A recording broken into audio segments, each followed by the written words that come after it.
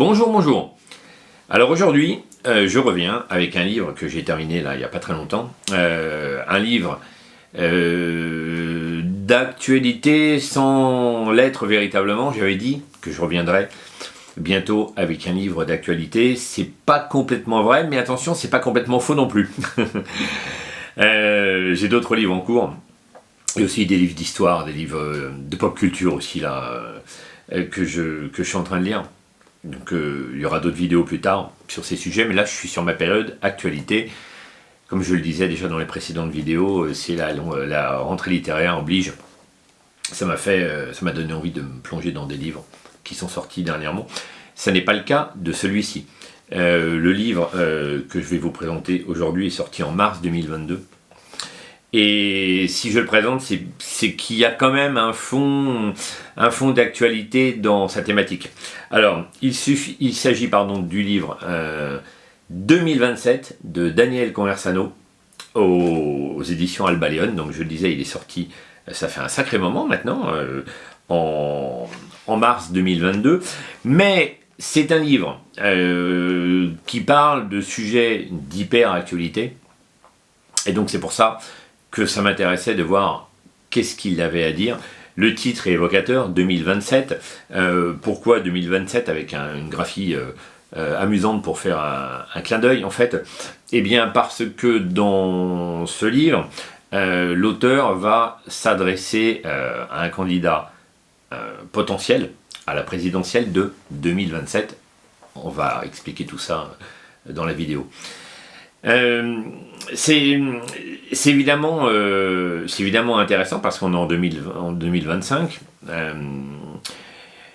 Les élections présidentielles, c'est dans 1 an et demi, et c'est intéressant de voir ce qu'un youtubeur très connu et très politisé a pu sentir ou a pu avoir envie de dire à un candidat pour ces élections qui se rapprochent. Alors Daniel Conversano, il est très connu dans le monde des identitaires, on va dire de la droite identitaire. C'est quelqu'un de droite identitaire. C'est un créateur de contenu, un youtubeur célèbre, on peut le dire. En tout cas, il est connu, il est décrié également aussi. Et ça fait très longtemps qu'il travaille sur le sujet de la France, de l'identité française, qu'est-ce qu'elle représente, comment s'en emparer. Moi, je le suis depuis longtemps, c'est un bien grand mot, je regarde certaines de ses vidéos depuis très longtemps, et j'ai pas toujours été d'accord avec Daniel Conversano, mais je ne veux pas revenir là-dessus, c'est pas très intéressant. Je suis pas toujours d'accord avec lui non plus d'ailleurs. Aujourd'hui, on est rarement d'accord à 100% avec tout le monde. Je ne suis pas d'accord avec ma propre famille. Et donc, c'est normal. Ça fait partie des désaccords logiques qu'on peut avoir avec des gens qu'on lit, qu'on fréquente. Moi, je ne le fréquente pas. C'est la première fois que je le lis. Daniel Conversano, je ne le connais pas d'ailleurs. Et je ne le connais que par le biais de YouTube. Et c'est intéressant en fait de voir ce que cet homme a à dire sur cette élection 2027 à venir. Juste un petit mot sur Daniel Conversano, encore un mot de plus. Donc je vous le disais, il se bat depuis des années, en tout cas, il est engagé, il travaille depuis des années sur la sauvegarde de la France. Zemmour dirait presque la France éternelle. Pourquoi Zemmour? Eh bien parce que, évidemment, dans son livre, avec ce titre astucieux Z077, il s'adresse à Éric Zemmour. Alors Daniel Conversano, je vous le disais, il réunit une partie de son travail, une partie seulement, une partie de sa pensée dans ce livre, et il nous livre ici des conseils qu'il adresse directement à Éric Zemmour, parce que Daniel Conversano nous explique clairement qu'il soutient la candidature d'Éric Zemmour. Je termine avec la présentation de cet auteur, créateur de contenu, beaucoup de contenu sur internet, qui aujourd'hui vit une période très difficile parce qu'il est gravement malade. Il a un cancer, je ne révèle rien, il en a parlé évidemment, autrement je ne le dirais pas. Je ne le saurais pas d'ailleurs s'il n'en avait pas parlé lui-même. Il en a parlé sur les réseaux sociaux, sur sa chaîne YouTube. Évidemment, c'est un moment extrêmement difficile pour lui, donc je lui apporte tout mon soutien moral pour cette épreuve extrêmement difficile qu'il traverse en ce moment. Je vais entrer sur le vif du sujet, aller sur le vif du sujet, entrer directement dans la thématique du livre. Je vous le disais, ce livre, il a pour but de donner des conseils à un potentiel candidat Éric Zemmour en 2027. La particularité, c'est que Conversano a écrit ce livre en 2022, avant l'élection présidentielle de 2022. Et il sentait que Éric Zemmour ne gagnerait pas cette élection en 2022 et qu'il fallait éventuellement voir plus loin, et plus loin c'est l'échéance d'après 2027. Conversano n'est pas toujours d'accord avec la méthode Z, comme il dit, parce qu'il trouve des défauts à Éric Zemmour, qui n'en a pas, évidemment, mais des défauts politiques. Pour ce jeune politicien, n'oublions pas qu'Éric Zemmour était un journaliste, un écrivain, un homme de lettres, et non pas un politicien. Il s'est lancé dans l'arène politique avec aucune expérience, aucun mandat. Il a l'expérience de son travail journalistique, du journaliste politique et de société, qui est certainement très, très, très riche, et qui a un atout précieux pour partir à la lutte, mais ça n'empêche pas de faire des erreurs. Et Daniel Conversano, il relève les erreurs d'Éric Zemmour, et il lui donne des conseils. Il lui donne des conseils pour préparer une meilleure candidature, pas forcément pour assurer une victoire, mais en tout cas pourquoi pas, mais pour étoffer son électorat. Alors il va traverser plusieurs thèmes, il y a plein d'idées, j'avais pris beaucoup plus de notes que ça dans le livre, et puis je les ai mises de côté parce que le livre est très riche. C'est un livre qui fait 221 pages, qui n'est pas très très très gros, mais en tout cas il a un contenu très dense. Conversano nous parle de beaucoup de choses sur un ton totalement libre, et c'est bien écrit d'ailleurs. C'est agréable à lire. Et donc du coup, il ratisse très large sur des idées à développer. Il nous parle de plein de choses.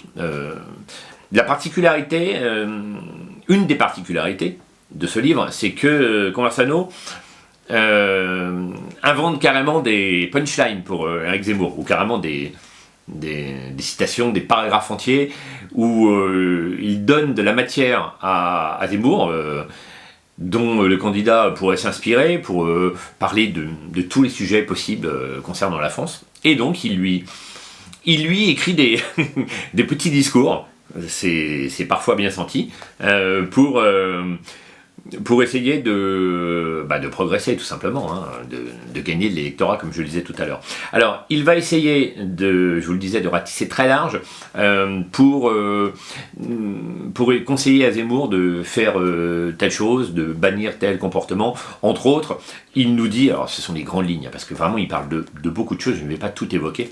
Il dit par exemple que Zemmour devrait rajeunir son image. L'image de Zemmour est un peu vieillotte pour certaines personnes. Je développerai ça après. Donc voilà, il nous parle de ça. Il dit également, par exemple, que Zemmour devrait se réapproprier le progressisme, en tout cas le progrès, mais ne pas bannir ce mot progressisme de sa bouche pour ne pas le laisser à la gauche. Il conseille à Zemmour d'être moins littéraire. Il ne lui reproche pas d'être littéraire, mais il lui conseille de l'être moins parce que ce n'est pas vendeur auprès d'une certaine population, de jeunes par exemple. En tout cas, c'est pas comme ça qu'on ira à la pêche à d'autres électeurs. Ça pourrait avoir un côté rébarbatif, nous dit Conversano. Il nous dit également que Zemmour devrait être plus stratège politique. on va dire moins, oui, plus stratège politique, penser à la victoire et pas simplement à l'honnêteté intellectuelle. Il ne lui conseille pas d'être malhonnête, mais malgré tout, on comprend ce qu'il y a derrière ça. Ça va avec un côté trop élégant et trop élégant, dit-il, et trop gentil, j'ajouterais, d'Éric Zemmour. C'est un truc que j'ai constaté depuis longtemps dans les débats. J'ai suivi comme d'autres personnalités politiques, Éric Zemmour à la télé. J'en regarde plein. J'ai regardé Zemmour avec un œil attentif. Et c'est vrai que le fait que ce ne soit pas un homme politique, mais un journaliste, un homme littéraire, un homme bien élevé, il a été parfois trop courtois, trop gentil, trop naïf avec des opposants. Et il l'est moins maintenant.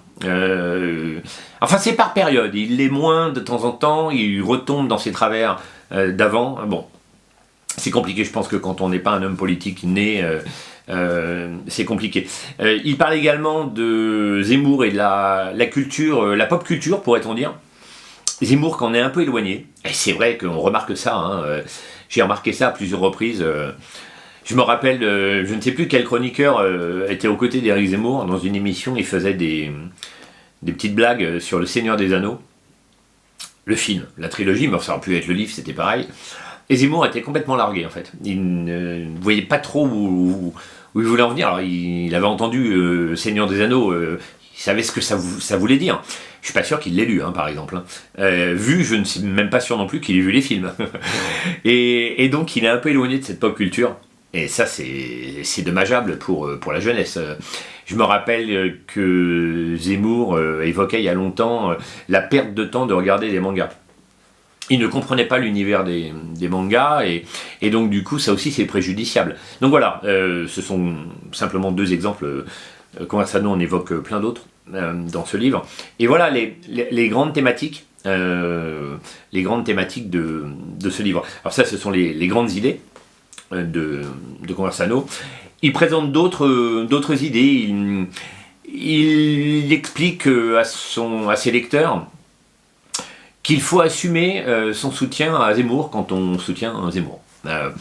Ce serait valable pour tout parti politique, et d'ailleurs c'est ce qu'a bien compris la gauche, c'est ce qu'a bien compris l'extrême gauche également. Beaucoup de jeunes se revendiquent d'extrême gauche, ils l'assument totalement. Alors on pourrait dire qu'ils ont avec eux les médias, la culture au sens large, cinématographique, musicale, littéraire, et qu'évidemment c'est plus facile. Mais toujours est-il que c'est une position normale globalement de militants, et Conversano nous explique qu'il faut assumer, en tout cas ce sont les conseils qu'il donne, cette position pour faire gagner le camp national identitaire pour les gens qui veulent que ce soit le cas. Et je reviendrai après sur 2-3 éléments aussi amusants qu'il évoque, mais choses qui m'ont fait sourire dans le livre. J'en parlerai tout à l'heure. J'ai lu ce livre assez vite, en 4 soirées. J'ai relu quelques chapitres attentivement. Je dis un mot sur les chapitres. Moi, j'aurais aimé que le livre soit chapitré d'une autre manière. Bon, après, c'est évidemment un goût perso. J'aurais aimé qu'il y ait des vrais chapitres structurés. Or là, le livre est en continu, donc l'écrit de Conversano est en continu. Évidemment, il y a des titres de chapitres. J'en ai un, par exemple, là, sous les yeux, voilà, en gras. Il saute quelques lignes, puis un nouveau chapitre, la guerre des générations aura lieu dans nos familles, le pouvoir direct des électeurs de droite nationale. Ça, c'est un nouveau chapitre. Mais il suit un chapitre précédent, et ils se suivent comme ça, et ça n'est pas chapitré, ça n'est pas numéroté. Bon, écoutez, c'est comme ça, moi je suis traditionnel dans les livres, donc j'aime bien que les choses soient structurées. Bon, là, c'est pas que ça ne soit pas structuré, mais le chapitrage, il a décidé de faire un long discours, une longue lettre. Il le dit d'ailleurs, au début, il voit ça comme une longue lettre, un long conseil à Éric Zemmour. Voilà, il le dit au tout début. Je vais vous citer un passage, c'est l'avant-propos. Donc, on pourrait définir l'ouvrage 2027, enfin Z077 plutôt, comme un essai politique, même si je le vois plutôt comme une longue lettre que j'adresse au candidat de l'élection présidentielle, Éric Zemmour, et à ses équipes. Cet ouvrage ne contient aucune note de bas de page. Voilà qu'il est plutôt inhabituel, etc. Il explique pourquoi. Il dit que parce que globalement les gens ne lisent pas les notes de bas de page et que il explique que globalement si les gens s'amusent à vérifier ce qu'il avance dans des citations, eh bien ils verront que c'est vrai, que ça aurait été une perte de temps d'aller faire des notes de bas de page. Voilà, c'était l'avant-propos de Conversano. Mais voyez, il adresse ce livre comme une longue lettre à Zemmour. Donc on peut comprendre. Il l'a envoyé à l'équipe Zemmour. On se demande si ces gens-là, si ces partis politiques lisent et écoutent vraiment les conseils de gens qui ne sont pas de leur milieu. Je me suis souvent posé cette question. La tâche est honorable, hein, on pourrait faire ça avec plein de candidats, hein, où on pourrait se dire tiens voilà, moi j'aime pas la ligne éditoriale de France Télévisions, je vais écrire un livre et je vais le renvoyer pour voir s'ils le lisent. Bon. Alors évidemment avec Zemmour on n'est pas avec la même trempe que le service public. On pourrait imaginer qu'il va être plus attentif, mais en même temps, on se pose quand même la question. Il y avait eu des échos de gens qui disaient qu'Éric Zemmour était difficile d'accès. Je ne sais pas ce que ça vaut. Il y avait une ancienne gilet jaune là, à laquelle j'apporte pas trop de crédibilité. Moreau peut-être, je ne sais plus comment elle s'appelle, Jacqueline Moreau, je ne sais plus son nom, qui disait qu'elle avait rejoint Zemmour et qu'il l'avait quitté, et qui disait qu'elle n'arrivait pas à lui parler au sens propre du terme, qu'elle n'avait pas accès à la personne Zemmour, qu'elle ne pouvait pas discuter avec lui. Bon, on a du mal à démêler le faux du vrai. En réalité, tant qu'on n'est pas avec ces gens, c'est comme l'affaire Marion Maréchal Zemmour. Qui dit vrai, j'avais évoqué ça dans une vidéo, qui dit vrai, le parti Reconquête ou Marion Maréchal et ses équipes, les autres qui sont partis et qui donc pour Zemmour sont considérés comme des traîtres. En réalité, tant qu'on ne fréquente pas le cercle intime de Zemmour, on ne peut pas savoir qui dit vrai. Et on ne peut pas savoir si ces gens-là vont écouter, si ce n'est le peuple, en tout cas les influenceurs. Je pense qu'ils auraient tort, en réalité, de ne pas écouter les influenceurs, parce que c'est pas pour rien que ça s'appelle des influenceurs. Ils ont quand même un poids dans la société, notamment sur les jeunes, sur les plus jeunes. Pas que sur les plus jeunes, mais sur les plus jeunes.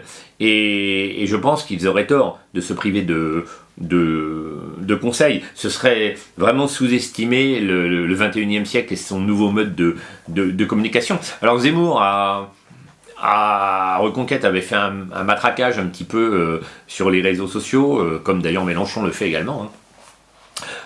Lui aussi dans son genre. Et ce sont deux partis qui vont loin sur les réseaux sociaux, ils sont très présents. Mais est-ce qu'ils écoutent pour autant les autres? Alors ils les entendent comme ça peut-être, mais les écouter attentivement, je ne suis pas certain. Je me pose des questions. Ceci dit, à une époque, Zemmour était plus accessible. On pouvait lui envoyer des messages. Et il y a très longtemps de ça, hein. Pas depuis qu'il est en politique, officiellement en tout cas. Et il répondait lui-même au tout début. Des réponses très concises, mais en tout cas il répondait, ça sentait la patte de Zemmour. Et je sais qu'il écoute des conseils. Je lui avais donné un conseil par email, et je lui avais dit de rebondir systématiquement sur les journalistes qui lui disaient que les Français ne voulaient plus travailler dans certains corps de métier, et que c'est pour ça qu'on avait dans certains corps de métier beaucoup de gens issus de l'immigration mondialisée. Et je lui avais dit, Monsieur Zemmour, je pense que vous devriez rebondir sur ce sujet à chaque fois, ne pas laisser passer l'information, la désinformation, et expliquer aux journalistes que non, dans les campagnes françaises, dans les toutes petites villes françaises, où il n'y a pas une submersion migratoire, les gens qui ramassent les poubelles, les balayeurs de rue, les cuisiniers d'arrière-salle, sont des gens issus du peuple français de souche. Et vous devriez insister. Et c'est une remarque qu'il a prise en compte, puisqu'il l'a fait très peu de temps après mon email, et il a repris cet élément de langage régulièrement. Je l'ai entendu encore le faire il n'y a pas si longtemps que ça, quelques mois. Donc je pense qu'ils peuvent écouter certains conseils. Donc les conseils de Conversano, il y en a vraiment beaucoup.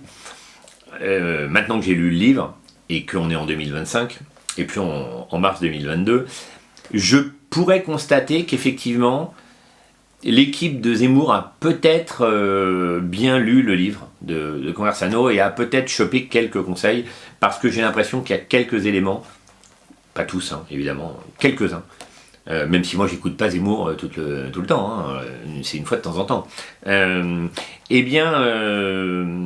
l'impression qu'il y a quelques éléments de langage qui aujourd'hui transpirent dans le discours Reconquête, CNAFO, Zemmour. Alors, je vais vous citer quand même des passages, je ne sais pas si je vais tout lire, mais je vais citer certains passages quand même. Je vais commencer par un truc intéressant, dans lequel je me suis bien retrouvé. Je pense que n'importe qui a des convictions politiques, qu'elles soient de gauche, d'extrême gauche, de droite radicale, quelqu'un qui a des convictions et qui vote, il va se retrouver dans ce passage. Et je vous lis ça. C'est sur l'espoir en fait. Je vais faire quelques ellipses, mais c'est pas très grave. Hein. Je vais vous citer ça. Ma conviction et la ligne directrice de notre communauté, c'est le retrait. L'actualité, le suivi des métastases du cancer postmoderniste qui gigote sur les cendres de nos nations, ne nous intéresse plus. Pourtant, je vote Zemmour. Quelque chose, au fond de moi, me fait pratiquer sans croire. Et nous sommes des dizaines de milliers à nous rendre comme des automates au bureau de vote pour crier en silence que nous voulons que les choses changent. Ce paradoxe vit en moi, je ne saurais le nier. Je n'y crois plus, mais j'y crois encore. Je suis sûr que la plupart d'entre vous me comprendront. On peut sans doute appeler cela l'espoir, entre guillemets, ou quelque chose comme ça. Je fais une ellipse, il parle un peu de Laurent Oberton. Laurent, moi et d'autres, nous aurons beau leur dire que le politique n'influe pas directement sur les vies individuelles et surtout n'est plus contrôlable aujourd'hui par nous. Quand Zemmour ou Marine Le Pen feront 40% au second tour en avril prochain, ou un peu plus, ou un peu moins, ils attendront la présidentielle suivante avec un grand espoir au fond du cœur. Que fait-on de ces camarades ? Ont-ils tort ? Faut-il faire comme si leur désir et leur obsession électorale n'existaient pas ? Ne sommes-nous pas, nous les auteurs, les créateurs de contenu, les penseurs aussi impatients et enfantins quand de telles échéances approchent ? N'ai-je pas moi-même sauté de joie et pleuré un peu, pour être tout à fait honnête, quand Donald Trump est devenu président des États-Unis d'Amérique ? Je vais un petit peu plus loin. Ce que je sais, et ce que Laurent Oberton doit aussi savoir au fond de lui, c'est que ni son livre, ni les centaines d'heures de vidéos que j'ai consacrées à démontrer à mon public, qui pourtant me respecte, et qui a de l'estime pour mes idées, que l'expatriation, l'élitisme et la résilience hors du regard de ce système, entre guillemets, à tuer les peuples, était la meilleure solution militante face au grand remplacement. Eh bien, après 2022, les nationalistes y croiront encore pour 2027. Donc voilà, en fait, là, il nous donne une petite leçon sur l'espoir. C'est vrai que Laurent Oberton, par exemple, là, je l'ai beaucoup lu, Laurent Oberton. Il a cette idée fixe que le politique ne pourra pas résoudre le problème et que la prise en main des individus va pouvoir peut-être solutionner les problèmes de la France, les problèmes des peuples en général. Je reprocherais un tantinet à Laurent Oberton de ne pas aller assez à fond sur les conseils à donner aux gens. Écoutez, franchement, je vais être honnête, moi je pense pas être au niveau d'avoir besoin globalement de grands conseils de la part de Laurent Oberton, que j'estime beaucoup, mais je suis persuadé qu'il y a beaucoup de gens qui aimeraient avoir des conseils plus concrets. Alors, il donne parfois des marches à suivre, mais ça reste un peu vague. Quand il explique qu'il ne faut plus croire aux politiques, parce que, évidemment, les gens le savent, ils sont pris en otage. du système. Ils sont pris en otage du prélèvement à la source pour leurs impôts, du crédit pour payer leur maison, on en est tout ça, hein, en réalité, tout le monde. Et c'est difficile aujourd'hui de sortir de l'état nounou, de l'état prison, en réalité. Et prison intellectuelle. Et donc du coup, c'est vrai que quand on se dit qu'on sort du politique, il faut donner une alternative. Alors je reviens sur ce que dit Conversano, là sur l'espoir. Oui, là je comprends bien où il veut en venir parce que je pense exactement comme lui. C'est un peu comme quand on sait qu'on ne va pas gagner une compétition. Je fais un léger parallèle, je suis pas un grand sportif, hein. Mais on s'amuse enfin, je fais un peu de sport, mais on s'amuse à se dire, voilà, moi je vais participer à ça, et je vais quand même avoir la niaque, je vais quand même essayer de gagner, et je sais que de toute façon, c'est quasiment perdu d'avance, pour plein de raisons différentes. Mais on a un peu ça, en politique, en tout cas quand on y croit un petit peu, et quand on a des convictions chevillées au corps, et qu'on a l'espoir de voir s'améliorer certaines choses. On est balancé entre la résignation et l'espoir. C'est le bon mot. Je me rappelle avoir eu de grandes espérances à certains moments électoraux et ensuite après m'être dit non mais je savais très bien quel était l'aboutissement de la chose. Et pour autant on y croit quand même. Donc je comprends parfaitement ce qu'il veut dire par là. On se dit qu'on est résigné, qu'il n'y a plus grand chose à faire. C'est amusant parce que c'est un peu la parole de Michel Onfray. Michel Onfray, dans ces moments de grand pessimisme, il explique que il n'y a plus rien à faire, et que le Titanic coule, ce sont ses mots, hein, c'est souvent les métaphores qu'il emploie, le Titanic coule, l'orchestre joue, et que bon bah voilà, on sait qu'on va couler, mais rien n'empêche de boire un bon verre de champagne et de rester digne, droit dans ses bottes, et d'admirer la chute de l'Empire romain. Voilà, c'est un peu ce que dit Michel Onfray. Et pour autant, Michel Onfray lutte quand même, puisqu'il a une revue, Front Populaire, il a des interventions de télé, pas piquer des hannetons, où il n'a pas toujours raison, je ne suis pas toujours d'accord avec Michel Onfray non plus, mais il a aussi des bonnes punchlines et des réflexions très intelligentes. Et voilà, il est tiraillé entre les deux. Mais il est plus du côté il le dit en tout cas, de l'abandon de la cause, plutôt que du grand combat politique, comme Éric Zemmour par exemple. Donc on est tous partagés. Je ne crois pas me tromper, Daniel Conversano vit à l'étranger. Je crois qu'il est en Roumanie, si ma mémoire est bonne, j'en suis même quasiment certain. Et on est tous tentés, quand on se dit qu'il n'y a pas d'avenir dans l'endroit où on vit, ou en tout cas on ne sent pas que notre avenir est dans le pays où on est, quand bien même c'est notre nation, c'est nos ancêtres, c'est notre culture, on se dit que peut-être l'herbe serait plus verte ailleurs. Moi je rêve pas des pays de l'Est, je rêve plus du Montana ou du Wyoming. Alors c'est pas pour la politique de Donald Trump forcément, hein. Et c'est pas non plus pour l'hyper-républicanisme de ces États. Moi je suis pas croyant du tout, athée, je l'ai dit souvent, je le répète pas aujourd'hui, j'ai déjà développé là-dessus plusieurs fois. Et donc c'est plus pour l'esprit de liberté et puis pour la tranquillité au quotidien, on va dire. C'est sûr que si on va vivre au Montana ou au Wyoming, je connais ces deux endroits, on va y être tranquille. Pour un long moment, normalement. Alors après, oui, on abandonne toujours quelque chose, hein, évidemment. On pourrait être tranquille, pourquoi pas, dans le nord de la Norvège aussi. Je reviendrai sur la Norvège parce qu'il en parle, Conversano. Mais voilà, on est partagé. Donc je comprends cette notion de partage et d'espoir. Je ne sais même pas ce que je conseillerais finalement à quelqu'un. J'ai un ami, je lui dis souvent, tu devrais partir. Préparer ton départ, parce qu'il est un peu comme moi, il se dit tiens j'aimerais bien partir, vivre ailleurs pour être plus tranquille. Et il est plus jeune que moi et je lui dis bon bah tarde pas, réfléchis-y. et je ne lui dis pas forcément de rester. Franchement c'est très compliqué, je ne sais pas si j'ai tort ou si j'ai raison. Je vais pas faire le débat aujourd'hui, ça nécessiterait une vidéo de 3 heures. Je vais poursuivre le parcours du livre. Et à un moment donné, Conversano explique que Zemmour a tort sur certains sujets, notamment sur son entourage proche, politique.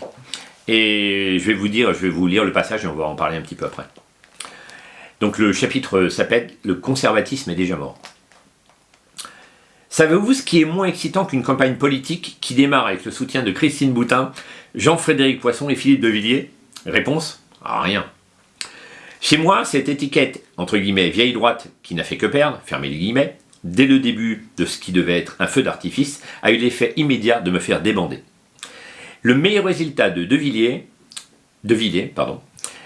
quand il était lui-même candidat, fut de 4,76% en 1995. La même année où Jean-Marie Le Pen réalisait 15,1%. Le Pen qui sera ensuite au second tour de 2002. Vous vous rendez compte? Il y a 25 ans, les Français trouvaient déjà Philippe de Villiers ringard et ne voulaient pas en entendre parler. Même le diable Le Pen était plus populaire. Comment Zemmour peut-il ne pas songer à cela quand il décide de faire de Villiers un allié de campagne affiché? Je vais un petit peu plus loin, il dit: avouez que ça fait rêver en allant voter Zemmour, cette perspective enthousiasme de faire revivre le RPR. Vous savez, ce parti de droite des années 80-90, qui, tout en parlant de la France avec des trémolos dans la voix, et alors même qu'il était au pouvoir, a fait entrer des millions de Noirs et d'Arabes supplémentaires dans le pays. Ah, c'était le bon temps. Voilà quelque chose d'amusant. Moi, je fais une toute petite ellipse parce qu'effectivement, il a cité une phrase de Zemmour qui prétend faire revivre le RPR. Et il ne trouve pas ça très folichon, Conversano, ni la présence de Villiers comme soutien de Zemmour. Alors évidemment, c'est un peu paradoxal avec ce qui se passe aujourd'hui, on pourrait dire l'effet Philippe de Villiers. J'ai lu son dernier livre, Populucide, j'avais lu Mémoricide, j'en ai parlé sur ma chaîne. Je ne suis pas toujours d'accord avec de Villiers, notamment sur ce côté... Oui, je comprends ce que dit Conversano, vieille France. J'ai un ami, mon meilleur ami, qui me dit à peu près la même chose. Côté un peu vieille France de Villiers qui pourrait être un peu rébarbatif. Et toujours est-il que de Villiers a un énorme succès. C'est un succès littéraire avec ses livres qui se vendent très bien. Et visiblement, j'ai pas du tout les chiffres en tête, je suis pas ça, mais c'est un succès d'audience incroyable. Sur CNews, il cartonne, Philippe de Villiers. Donc ça veut dire, je crois qu'il a même été sondé comme potentiel candidat, même si lui, il explique qu'il ne se présentera pas, c'est ce qu'il dit aujourd'hui en tout cas, qu'il ne se présentera pas en 2027, mais il a été sondé par des instituts, et je crois qu'il arrive au même niveau que Zemmour. Je crois que ça devait être 4,5% ces dernières semaines, donc le même résultat qu'un Zemmour qui lui est déjà implanté dans la vie politique et a une campagne très récente. Donc c'est un peu paradoxal parce qu'il y a un électorat qui adore Philippe de Villiers, visiblement, un électorat conservateur. Ce qui serait intéressant, c'est de faire un sondage dans le sondage, et de voir quelles sont les tranches d'âge qui portent au nu Philippe de Villiers, et qui voteraient pour lui en 2027. Moi, je serais curieux de savoir aussi, j'aimerais avoir des sondages pour savoir quelle est la tranche d'âge, quelles sont les tranches d'âge, quelle est la répartition de gens qui regardent Philippe de Villiers quand il passe sur CNews. Il a une émission d'1 heure, je crois bien, qui cartonne, encore une fois je le dis, visiblement, et il bat des records à chaque fois, d'après ce que dit la chaîne, et j'aimerais avoir une répartition par tranche d'âge. Est-ce que ce sont les 50-65 ans? Est-ce que ce sont les plus de 60 ans? J'aimerais bien voir. Après, je ne doute pas qu'il y ait des jeunes cathos qui se retrouvent en Philippe de Villiers, puisqu'il incarne cette France éternelle. Donc c'est assez délicat de se dire je vais écarter ça. Je pense qu'ils ont une amitié sincère, que Zemmour est avant tout un homme honnête, c'est comme ça qu'on peut le percevoir, en tout cas, même dans ses outrances, diraient certains. Il y a de l'honnêteté, et sans doute un peu trop d'honnêteté d'ailleurs, et ça peut être préjudiciable en politique. Encore une fois, ça n'est pas un homme politique à la base. Et donc il a pris de Villiers avec lui, en tout cas de Villiers a dû apparaître à quelques meetings comme soutien officiel, et certainement que Zemmour, comme il a été honnête, j'imagine une grande partie de sa vie sur son amitié, il a voulu rendre hommage à Philippe de Villiers, j'imagine ça comme ça. Ça touche un problème que va évoquer Conversano plus loin, c'est l'honnêteté et la stratégie politique. Est-ce que Zemmour, comme un autre candidat d'ailleurs, doit être avant tout honnête ou avant tout stratège pour se faire élire? C'est un grand débat parce que les gens, moi j'ai sondé des gens autour de moi, pardon, et certains qui connaissaient presque pas Zemmour, qui l'ont découvert sur CNews ou peu de temps avant la campagne présidentielle de 2022, et qui ont estimé que s'ils appréciaient cet homme-là, c'est parce qu'il était honnête et que ça n'était pas un homme politique. Donc c'est assez compliqué à la base, parce que ce qui a fait aimer Éric Zemmour, c'est son franc-parler, c'est son absence globale de stratégie politique, et c'est une liberté de ton, assumant de dire des vérités qui déplaisent. Et c'est ce qui a plu justement à beaucoup de gens, qu'il ait cette parole libre, qu'il ne prévoit pas forcément des choses. Alors évidemment, quand on passe dans le camp politique, on va dans un autre monde. Mais Zemmour a longtemps dit, je ne sais pas trop s'il le dit en ce moment, j'ai l'impression qu'il le dit quand même un peu moins, il a longtemps dit que justement, sa force c'était de ne pas être un politique professionnel et de parler vrai, de ceci, cela. Alors oui, sans doute que c'est vrai, ça a attiré à lui un électorat, un peu plus de 7% au présidentiel, 2022, avec des intentions de vote bien plus hautes avant la guerre en Ukraine. Et peut-être qu'effectivement, c'est ce qui plaisait à pas mal de gens. Maintenant, la force d'un politique, c'est aussi de réussir à être élu et d'être un stratège, de tout mettre en place pour ça. Et c'est ce que conseille Conversano à Éric Zemmour, d'user de stratégie pour arriver à ses fins.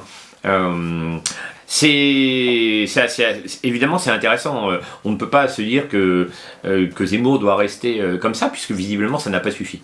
Pour les gens qui soutiennent Éric Zemmour, on ne peut pas estimer que c'est une pleine réussite, puisque 7%, même si c'est énorme pour une première candidature, plus que le PS, plus que LR, au même moment, les deux réunis, eh bien, c'est sûr que ça n'est pas non plus une si grosse défaite que ça. Mais c'est une défaite. Une défaite est une défaite. Donc il faut prendre en compte les éléments qui font perdre. Et peut-être que cette absence de stratégie politique à long terme, eh bien, c'est aussi un élément qui peut faire perdre. Donc je reproche d'avoir une vieille France comme De Villiers avec lui. Bon, et il faut voir. Il faudra voir quelles sont les tendances à venir sur la droite la droite identitaire, qui se porte pas très bien en fait. Est-ce que je reviens tout de suite sur ce sujet? Oui, je vais en parler tout de suite parce que justement, j'avais prévu d'en parler un petit peu plus loin, mais Conversano nous donne, à son avis, les raisons de la défaite de Zemmour en 2022, pardon. En 2022. Et donc il l'écrit avant le résultat de l'élection, évidemment, pendant la campagne. Et il parle de l'Ukraine. Alors évidemment, ça c'est le grand sujet de Zemmour. Zemmour n'a pas arrêté de dire que la guerre en Ukraine lui a fait perdre le second tour, la présence au second tour, et potentiellement l'élection présidentielle. Il l'a martelé, je pense qu'il en est vraiment, vraiment convaincu. Il explique que voilà, Macron a confisqué la campagne, ce qui n'est pas totalement faux, et que les gens se sont finalement réfugiés derrière un parti installé d'État parce qu'on était en guerre, on a entendu ça tout le temps depuis les mandats de Macron, c'est son mot, il a que ça à la bouche, on est en guerre tout le temps, contre tout, et les Français, notamment les personnes âgées, mais pas que, pour gagner il ne faut pas avoir que les personnes âgées, se sont ralliés derrière Macron en se disant voilà, la sécurité avant tout, on ne va pas bouleverser tout ça en ce moment alors qu'il y a une guerre aux portes de l'Europe, de l'Union Européenne. Zemmour y croit dur comme fer. Il le dit, il l'a répété tout le temps. Je ne me souviens pas avoir entendu Zemmour dire qu'il avait fait une grosse erreur, mais c'est peut-être une erreur de ma part, parce que j'écoute pas tout ce qu'il dit. Sur le fait qu'il avait déclaré qu'il n'accueillerait pas les réfugiés ukrainiens. Alors, justement, Conversano en parle dans ce chapitre, qui s'appelle « Être consensuel n'est pas un crime, éviter les positions qui divisent sur les sujets secondaires ». Et il explique qu'effectivement, à un moment où l'opinion publique était largement favorable. Donc j'ai un petit passage. Selon un autre sondage Harris Interactive, publié le même jour, 94% des Français se sentent solidaires des Ukrainiens et 90% considèrent Poutine comme un chef d'État dangereux. 90%. Le premier sondage nous indique en l'état que les Français ont une plus grande empathie et un plus grand instinct racial européen que Zemmour, etc., etc. Donc, il explique là que Zemmour a fait une grosse erreur stratégique en disant qu'il ne fallait pas accueillir les réfugiés ukrainiens, qu'il sera mieux dans des pays limitrophes ou de culture similaire. Et c'est sûr que je pense que c'était pas le mot à dire non plus d'ailleurs, parce que je le pense aussi, certainement qu'il fallait accueillir des réfugiés ukrainiens, répartir un peu ces gens, pourquoi pas, partout, mais les accueillir en tout cas, et non pas être catégorique comme l'avait été Zemmour. Zemmour maintient qu'il a perdu à cause de la guerre en Ukraine. Il ne dit pas qu'il a perdu à cause de son positionnement sur les réfugiés. Il n'a peut-être pas perdu que pour ça, mais en tout cas, certainement que ça a causé une chute de popularité du personnage Zemmour. Les médias en faisant leur chou gras à ce moment-là. Mais de toute façon, si on m'avait posé la question à l'époque, j'aurais considéré qu'un candidat comme Zemmour ne pouvait pas gagner.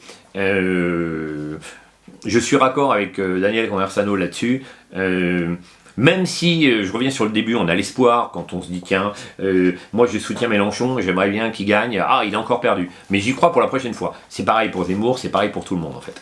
Et si on m'avait demandé, j'aurais dit non, ce candidat ne peut pas gagner, et pas simplement à cause de la guerre en Ukraine, simplement parce que je pense que le peuple français n'est pas prêt pour un candidat aussi radical. Avec des mesures aussi radicales. Alors, il y a tous les points négatifs que peut soulever Conversano sur la personnalité de Zemmour, sur sa stratégie politique, sur certains positionnements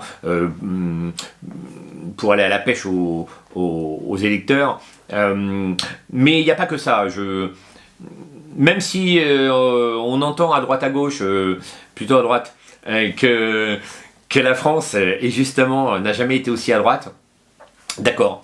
On nous bassine systématiquement en nous disant, j'en ai un peu marre d'entendre ce genre de sondage, hein. Oui, 7 Français sur 10 sont contre l'immigration de masse, 8 Français sur 10 sont pour ceci, cela. C'est assez agaçant parce que concrètement, dans les urnes, c'est pas comme ça que ça se passe. On a beau nous dire que 7 Français sur 10 sont contre l'immigration de masse, ou que 8 Français sur 10 sont pour plus de sécurité, au final, c'est Macron qui gagne, 2 fois. Et je craindrais le pire s'il pouvait se représenter une 3e fois, ce qui n'arrivera pas, normalement. Mais ce serait un candidat en 2027 dans la même veine que Macron, c'est-à-dire, admettons, un Darmanin, un pseudo dur, qui va faire croire qu'il est ferme et de droite. Donc un Darmanin ou un Attal ou un Philippe, peu importe, cette clique macronienne, les gens pourraient encore être dupes et se dire, ah bah oui, finalement, regarde, il est un petit peu plus dur, on va aller voter pour lui. Donc c'est un peu ce qui m'embête avec ces sondages qui sont assénés systématiquement en nous disant, voilà, les Français sont comme ci, sont comme ça. Moi, je vois que les Français, même si le vote de droite identitaire c'est un bien grand mot, avec le RN a progressé, la sociologie du RN est très complexe, hein. Comme on entend aussi, en ce moment, il y a la sociologie des votants RN du Nord et des votants RN du Sud, qui n'est pas la même. Un peu plus pauvres au Nord, un peu plus élitistes au Sud, un peu plus bourgeois, on va dire, qui n'ont pas les mêmes préoccupations. Mais oui, c'est loin d'être gagné déjà pour ces gens-là. Alors pour un candidat encore plus radical, comme Éric Zemmour, qui a lancé le thème du grand remplacement, même si ça a été évidemment évoqué par Renaud Camus avant, d'ailleurs Conversano le rappelle dans son livre, c'est quand même Zemmour qui l'a popularisé, on va dire, qui a permis que ce terme émerge dans le débat public, politique, médiatique même. D'autres termes, d'ailleurs, il a parlé de remigration, grand remplacement, remigration, francocide, ça fait beaucoup, hein, pour une seule personne. Interdiction du voile islamique dans les rues, tout ça, ce sont des thèmes chers à Éric Zemmour. ça fait beaucoup pour les Français, je pense. Alors, est-ce qu'il faut être plus stratège et édulcorer tout ça? C'est très compliqué, mais toujours est-il que je ne croyais pas en la victoire de Zemmour. Je ne sais pas si Zemmour y a cru, vraiment, je pense qu'il y a cru. Je pense qu'il a cru pouvoir être au second tour et dans un coup d'éclat supplanter Macron. Donc voilà, sur cette histoire d'Ukraine. Conversano, il en parle juste après l'Ukraine, c'est un peu sur les erreurs, parce que là il nous parle de éviter être consensuel n'est pas un crime, nous dit-il. Il nous parle de la misogynie d'Éric Zemmour. J'avais débriefé le premier sexe sur ma chaîne. Je l'avais relu. Je l'ai lu il y a très longtemps, à l'époque quand il est sorti, on me l'avait offert. Et on me l'avait offert. Et je l'ai relu, je l'ai débriefé, je n'étais pas d'accord avec tout ce qu'il racontait, mais il y a des choses intéressantes dans cet essai. Et donc il nous parle de la vision des Français, et Conversano nous rappelle que, voilà la phrase, on a la mauvaise surprise de découvrir que 6 Français sur 10, donc c'est quand même beaucoup, trouvent Éric Zemmour sexiste. C'est un peu embêtant dans la mesure où la moitié de l'électorat que nous convoitons est constitué de femmes. Il est urgent que notre Zemmour national cesse de lever les yeux en l'air et de souffler d'agacement quand on me traite de misogyne. Donc voilà, Conversano, il continue là-dessus. Et il nous dit qu'il faudrait que Zemmour fasse son mea culpa. Et c'est marrant parce que, voilà ce que nous dit Conversano. Un candidat à la présidentielle, lui, doit rassembler. Zemmour avait pourtant une chance de s'en sortir avec un argument imparable, celui du temps qui passe. Après tout, ce livre a 20 ans. En 20 ans, on peut changer d'avis. Changer d'avis n'est pas une tare. Et donc il conseille à Éric Zemmour, par le biais d'une déclaration, de faire son mea culpa. Alors voilà ce que dit, par exemple, Conversano sur ce sujet. Je ne vais pas vous citer tout le passage, mais un petit passage tout de même. Et donc, ça c'est un conseil, un discours qu'il écrit pour que Zemmour s'en incarne, quelque chose que Zemmour pourrait dire, pour faire un mea culpa élégant et serein, nous dit Conversano. Donc deux points, on voit les guillemets. Chère madame, cher monsieur, vous rapportez ici, en s'adressant aux journalistes, vous rapportez ici des mots que j'ai écrits il y a près de 20 ans. Il s'en passe des choses en 20 ans. Je ne suis plus le même homme qui a écrit ces lignes. Non seulement ces phrases sont sorties de leur contexte et ne représentaient que quelques éléments, quelques bribes de pensée dans le rouage d'une réflexion plus large, laquelle n'allait pas dans le sens de ce que vous laissez entendre. Mais elles sont celles d'un Zemmour pamphlétaire, d'un essayiste. Je rappelle que le brûlot est aussi un genre littéraire. On y exagère parfois, on y pense au marteau, on y cherche volontairement à provoquer. Si des femmes ont pu être blessées en écoutant ces passages aujourd'hui, je tiens à leur présenter mes excuses et à dire que ce n'était pas mon intention. Je n'aurais jamais cru bénéficier d'une telle audience un jour. Vous donnez une image de moi qui ne correspond pas à la réalité de ma vie. Je suis courtois et doux avec les femmes. Je les respecte et les aime. Et c'est pour elles aussi, pour les Françaises, que je propose ma candidature. Aucune de mes propositions politiques ne met en danger le droit des femmes. Je leur rendrai leur liberté de se promener dans la rue à toute heure, de s'habiller comme elles le veulent. Je serai extrêmement sévère avec les violeurs et les auteurs de féminicides. Entre parenthèses, pourquoi ne pas employer ce mot ? Cela veut simplement dire meurtre de femme, il est à la mode, utilisons-le, fermez la parenthèse. Je suis là pour garantir une vie d'occidentale libre et heureuse aux femmes de notre pays, et que j'aime par-dessus tout, fermez les guillemets. Donc voilà, ça c'est un exemple de texte que propose Conversano à Zemmour, plus consensuel, et je crois bien que Zemmour a dit un truc dans le genre sur un plateau. J'ai cherché, je suis désolé, j'ai pas retrouvé l'archive. J'ai peut-être cherché encore, mais je crois que je ne l'ai pas retrouvé. Il y a tellement d'interventions qu'on ne peut pas tous retaper. J'ai pas envie de me retaper les 55 heures d'intervention en vidéo de Zemmour, mais je suis presque sûr d'avoir entendu Zemmour, il n'y a pas si longtemps, une année ou moins ou plus, dire ce genre de choses. Que c'était il y a longtemps, il avait un petit peu changé. Et d'ailleurs, j'avais relevé ça dans le livre, Le Premier Sexe, j'avais relevé ce changement, puisque à l'époque, quand il écrivait son livre, il reprochait aux hommes politiques de mettre en avant leurs femmes, leurs compagnes. Et là, Zemmour, c'est plus qu'une mise en avant de Sarah Knafo, qui est sa compagne, c'est carrément peut-être un remplacement. On ne sait pas. Je crois que Conversano aime beaucoup Zemmour, mais j'ai presque l'impression qu'il aime encore plus Sarah Knafo. Alors, est-ce que c'est parce que c'est une fille? Est-ce que c'est parce que Knafo est plus jeune? Sans doute que c'est un mélange des deux.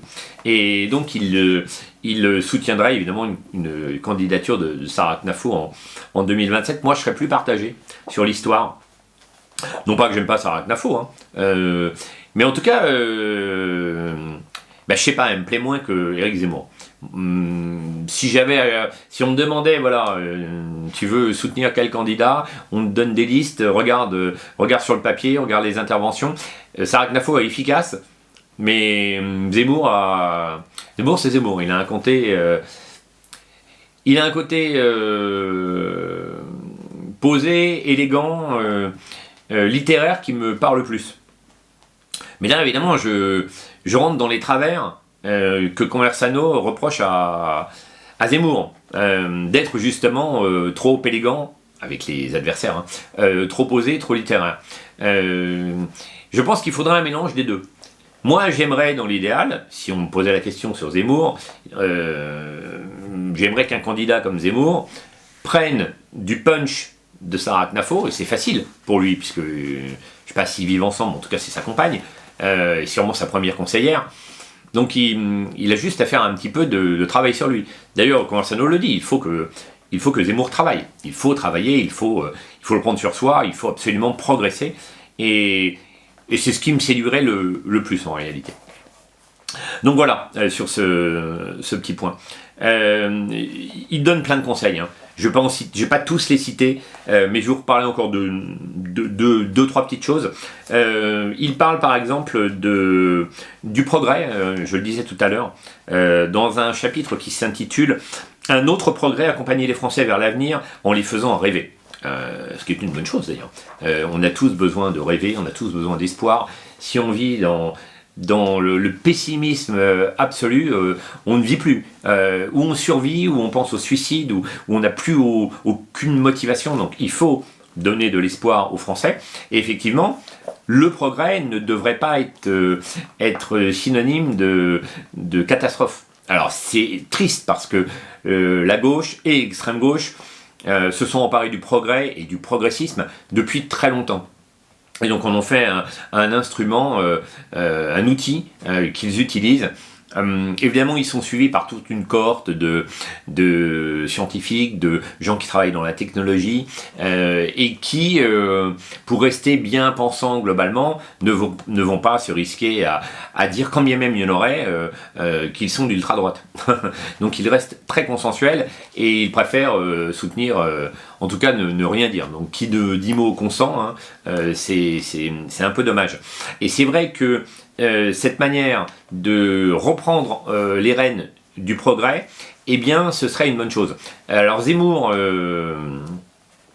l'avait un petit peu fait pendant la campagne. Il a parlé de projets sur l'armée, sur les navires de guerre. Il a parlé de projets de lignes de train, si ma mémoire est bonne. Enfin bref.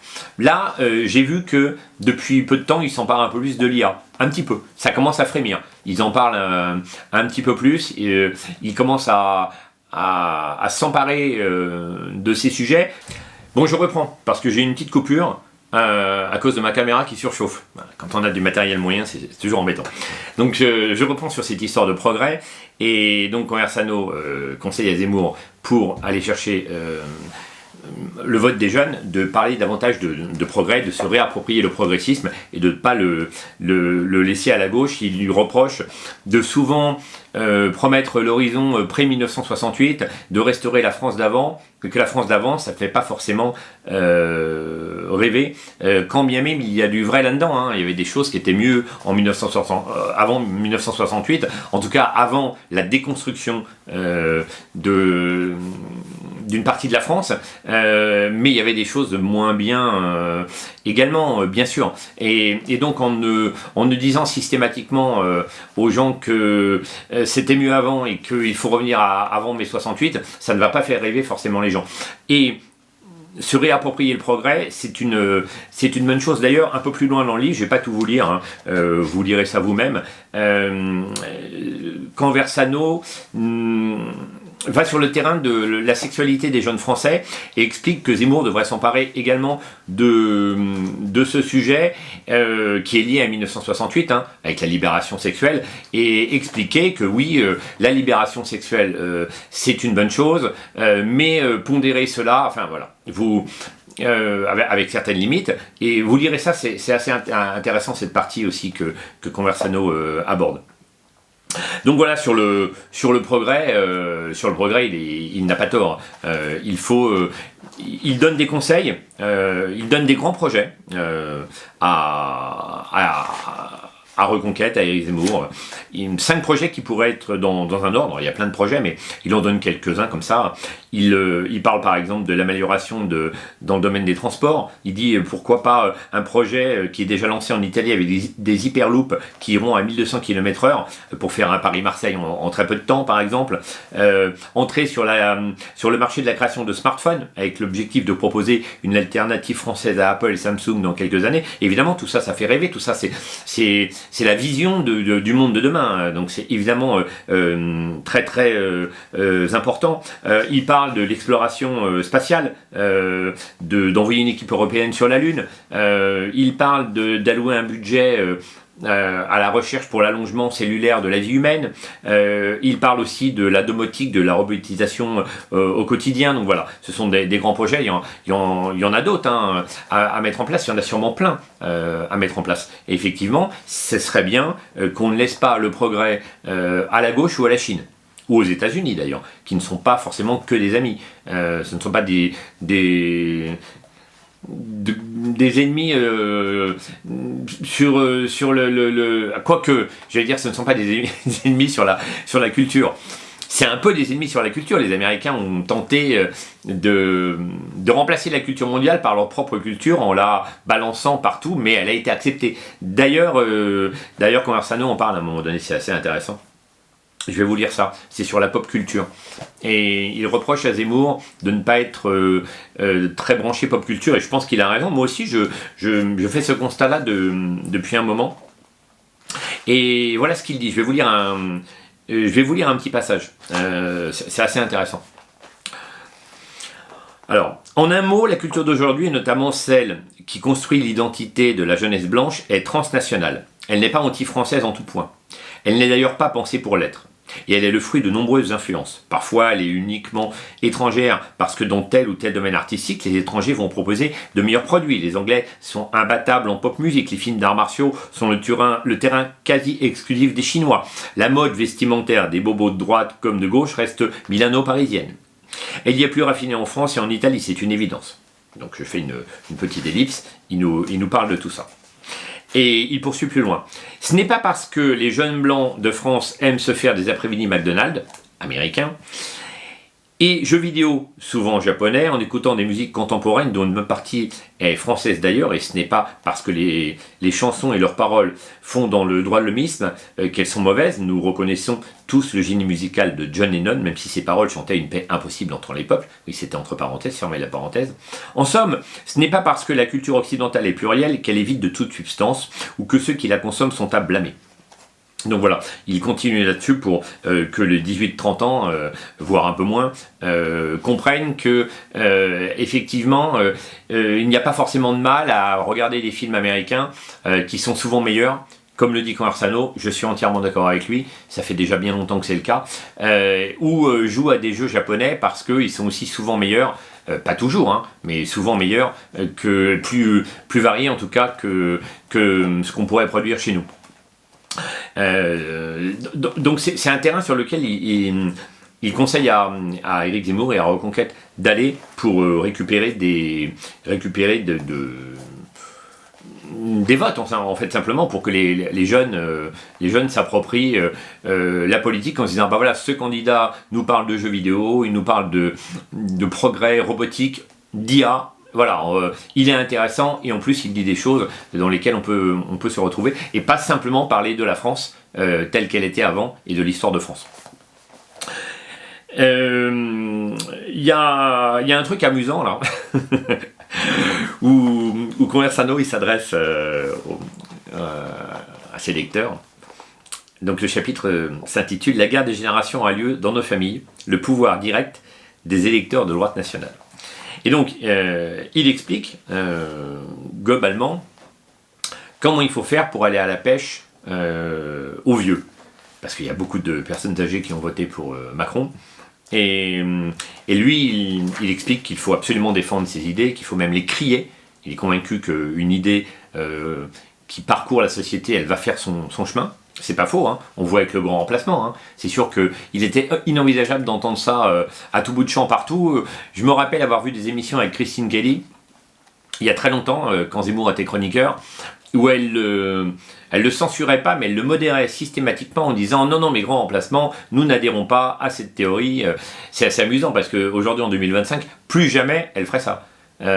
Certains martèlent grand remplacement à tout va sur CNews ou ailleurs, sur des chaînes alternatives, et le mot a fait son chemin. Donc ça a du sens, effectivement. Creuser un sillon, c'est pas pour rien. Ça va germer ensuite.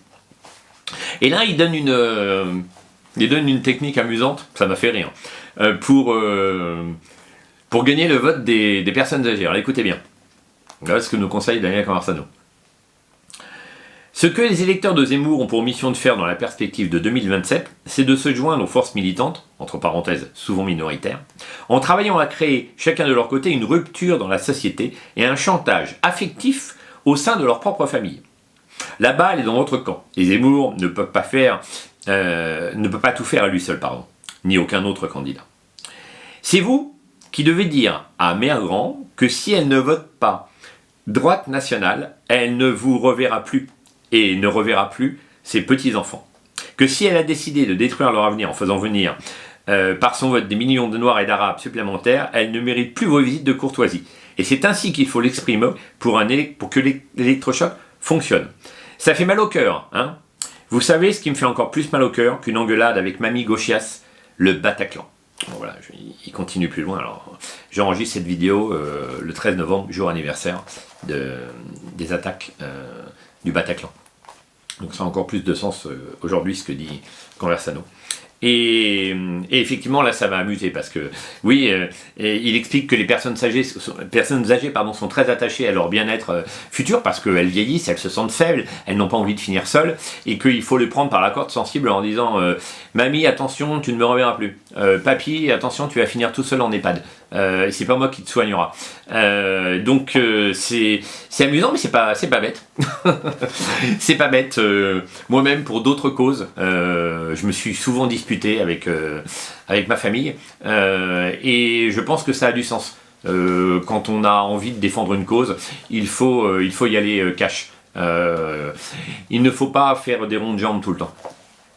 Bon écoutez, je vais pas aller beaucoup plus loin, je vais juste aborder un dernier thème avec lequel je suis un peu en désaccord avec Daniel Conversano qui parle cash, hein. Ça, c'est toujours plaisant de voir quelqu'un qui parle cash, qui ne se censure pas. Et il parle de la ligne à adopter pour Reconquête, et il va nous évoquer quelques conseils sur la ligne politique par rapport à l'Europe que devraient suivre Zemmour et Reconquête. Je vais vous lire un petit passage et on va en parler après. La ligne futuriste dont nous avons besoin est identitaire. Elle doit être pensée pour les Blancs. Elle sera mise au pouvoir par les Blancs, et grâce à leur vote. Qu'ils soient bobos ou paysans, youtubeurs patriotes ou étudiants en arts plastiques, ouvriers ou cadres chez Coca-Cola France, c'est aux Blancs qu'il faut s'adresser et dont il ne faut surtout pas perdre la confiance. Si les profils que je viens de citer semblent trop différents, le travail de Reconquête et que je m'acharne à faire de mon côté, est de trouver des points communs entre toutes ces catégories d'autochtones. Points communs au premier rang desquels on trouve déjà le fait de se méfier des barbus et accessoirement de ne plus pouvoir les voir en peinture. Donc il poursuit là-dessus. Il explique qu'ensuite il va sur le racisme et le racialisme. Il essaye de voir qu'est-ce qu'il peut y avoir de positif là-dedans pour Zemmour. Il explique qu'on peut déjà se méfier de l'égalitarisme, parce que de toute façon une société n'est pas égalitaire par le biais simplement des compétences de chacun. Dans une société ethniquement homogène, il y a quand même des différences. C'est pas pour rien qu'il y a des gens qui réussissent des grandes études, d'autres qui ne réussissent pas. Ça n'est pas qu'un facteur social. ça peut jouer, le facteur familial joue, la chance qu'on a eue au départ, évidemment, elle est indéniable, c'est évident, mais il n'y a pas que ça. Il n'y a pas que ça. Et donc, le petit problème que j'ai avec ce passage, qui se poursuit un petit peu, je vais le terminer maintenant et je reviens dessus. Donc, il nous parle de l'européisisme, que ce qu'on doit en faire, et il insiste sur le fait que l'Europe a un point commun, globalement, c'est que l'ethnie en place est caucasienne, elle est blanche. Conversano, qui n'a pas sa langue dans sa poche, emploie le mot des blancs avec une majuscule, et il dit que c'est le grand point commun des Européens. Et que c'est là-dessus que des partis comme Reconquête, qui se veulent identitaires, doivent aller pour fédérer les gens. Il y a un gros problème, à mon avis, avec ça. C'est que je pense qu'il en demande trop à Éric Zemmour, qui n'est sûrement pas sur cette ligne-là. Je vais vous donner un exemple tout bête. Conversano, encore une fois, qui dit ce qu'il pense, et qui nous parle de blanc pour qualifier globalement l'identité européenne, oublie sur le bas-côté de la route, je vais citer une seule personne ou deux, des personnes comme par exemple Christine Kelly. Alors Christine Kelly est une fille des îles, donc elle est noire, et je pense, pour l'avoir quand même écouté, qu'elle soutient Éric Zemmour. Je pourrais penser que cette femme vote Éric Zemmour. Elle a travaillé avec lui longtemps. J'ai l'impression que quand elle le présente, il y a du soutien dans l'air. Donc je pense qu'elle vote Zemmour. Évidemment, on pourrait toujours me dire que Christine Kelly est une exception. Je vais en citer une autre, là, il y a une femme, Sabrina Medjeber, je crois, qui travaille sur CNews. Je ne sais plus si elle est algérienne ou tunisienne, je ne me souviens pas. Qui a l'air... je suis pas sûr qu'elle vote Zemmour, mais malgré tout, je l'ai entendu faire des compliments, des vrais compliments à Sarah Knafo ces derniers temps. Et en fait, on se dit, que faire de ces gens? Donc là, on a une arabo-musulmane, même si elle est laïque, et on a une Christine Kelly, que je crois catholique, noire. Que faire de ces gens si on ne s'adresse qu'aux blancs? Parce que évidemment, la France est constituée des dom-com. Alors on a les Antilles, on a la Réunion, on a Mayotte, il faut faire avec.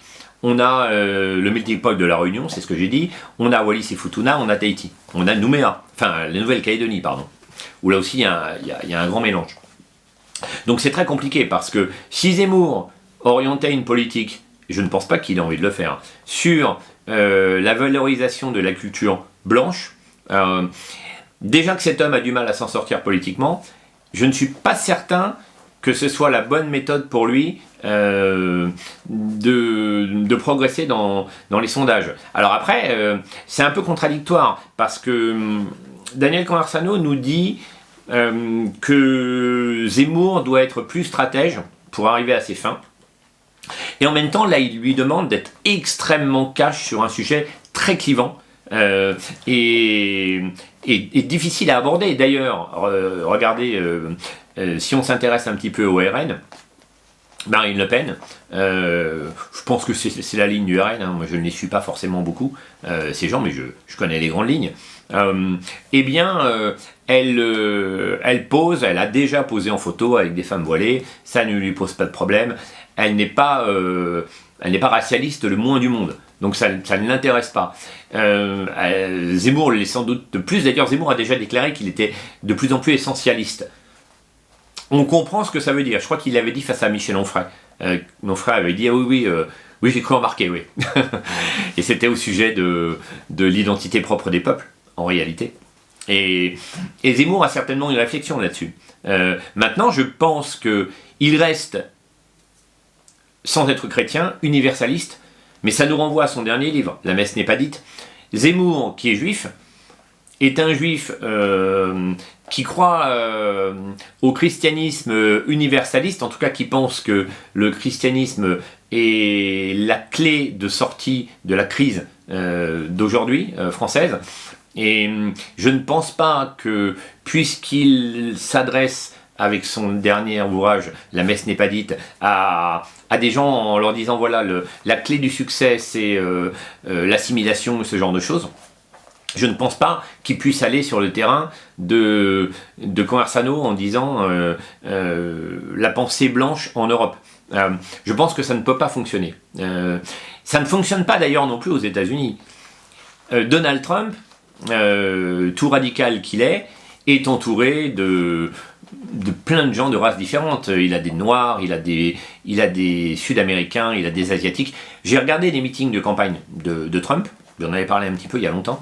Eh bien, il y avait avec lui, j'avais comparé Zemmour et Trump pour voir quelles étaient leurs différences, et j'avais mis en avant ce point qui, à mon avis, est essentiel.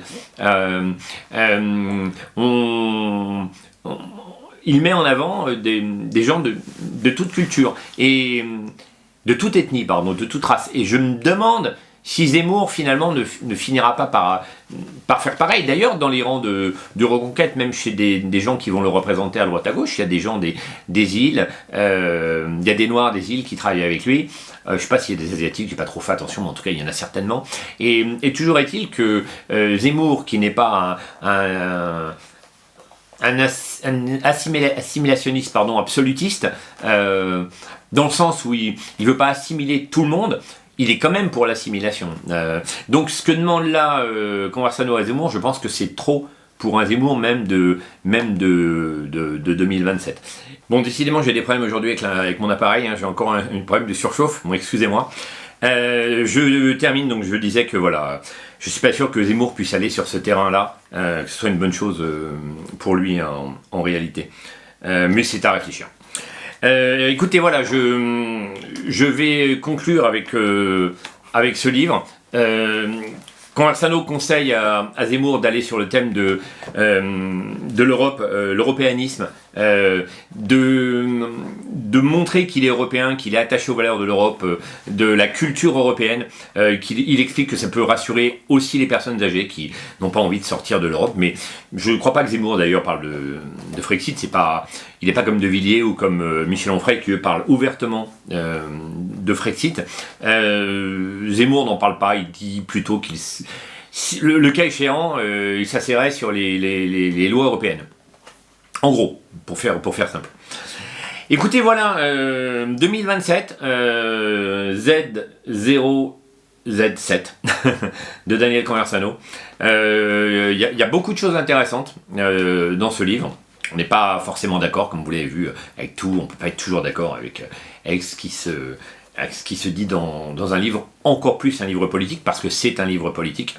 Pour les gens qui seraient vraiment curieux et qui auraient envie d'avoir des orientations pour la droite identitaire, eh bien c'est un ouvrage à lire. Hein. C'est bien écrit. Hein. Moi j'ai passé un bon moment. Il a fait un beau boulot. C'est vraiment sympa à lire. C'est vraiment bien écrit. Et au-delà de ça, eh bien, écoutez, faites-vous une idée. Lisez ce livre de Conversano. C'est assez rare d'avoir ce genre d'ouvrage, ce genre de propos. Donc pourquoi pas, qu'on soit d'accord ou pas d'accord, moi je lis de tout, hein, je l'ai déjà dit.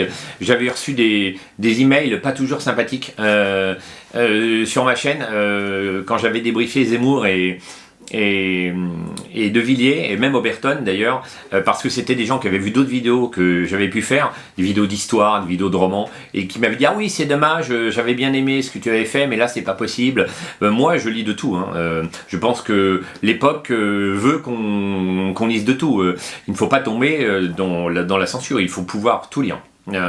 Presque tout ce qui est légal en tout cas, voilà. Donc c'est toujours intéressant et j'ai passé un bon moment parce que encore une fois c'est bien écrit et qu'il y a des thématiques intéressantes et que le ton est plutôt détendu. Voilà, faites-vous une idée par vous-même et puis à bientôt pour une prochaine chronique vidéo.